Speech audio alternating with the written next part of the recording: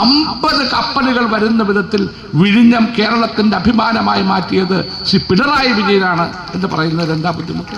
രാഷ്ട്രീയമായ തീരുമാനമെടുത്തത് ഈ ഗവൺമെന്റിന്റെ പ്രതിനിധിയായി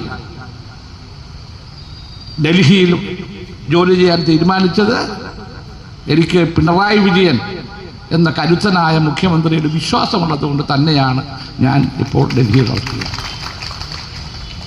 രാഷ്ട്രീയമായ ചിലപ്പോൾ അഭിപ്രായം എന്നെ ഇതുവരെ മാർക്സിസ്റ്റ് പാർട്ടിയിലൊന്നും ചേർത്തിട്ടില്ല, മെമ്പർഷിപ്പ് എടുക്കാനും പറഞ്ഞിട്ടില്ല. പക്ഷേ എനിക്ക് അദ്ദേഹത്തിൻ്റെ വിശ്വാസമുണ്ട്. ഞാൻ കെ കരുണാകരനെ വിശ്വസിച്ചതുപോലെ ഞാൻ ഇതിനോടൊപ്പം വർക്ക് ചെയ്തയാളാണ്.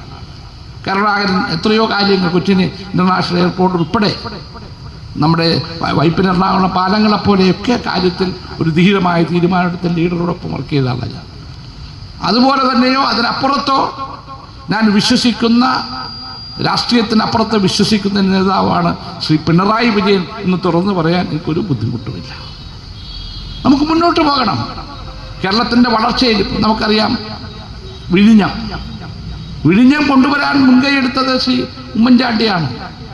അത് നഷ്ടപ്പെട്ടു പോകുമ്പോൾ ഞാനാണ് അതിൻ്റെ കൂടെ നിന്ന് അതുമായി ബന്ധപ്പെട്ട ആളുകളെ വിളിച്ച് എൻ്റെ വീട്ടിൽ വിളിച്ചിരുത്തി സംസാരിച്ച് ഗൗതം അദാനി ഉൾപ്പെടെയുള്ളവരെ വിളിച്ചിരുത്തി ആ പ്രോജക്റ്റിന് ക്ലിയറൻസ് കൊടുത്തത്.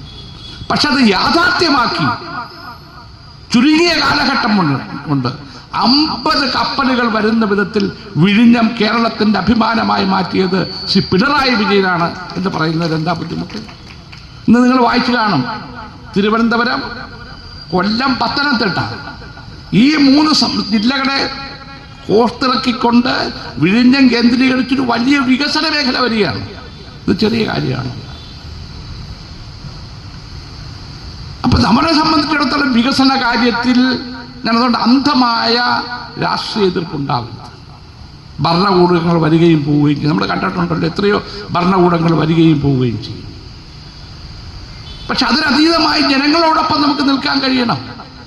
അങ്ങനെ ഇടതു മുന്നണിയും പിണറായി വിജയനും നിന്നതുകൊണ്ടാണ് കേരളത്തിന്റെ ചരിത്രത്തിൽ രണ്ടാമത് കൂടി ഒരു ഗവൺമെന്റിന് രൂപം കൊടുക്കാൻ കഴിഞ്ഞത് എന്ന കാര്യം നാം മാറും.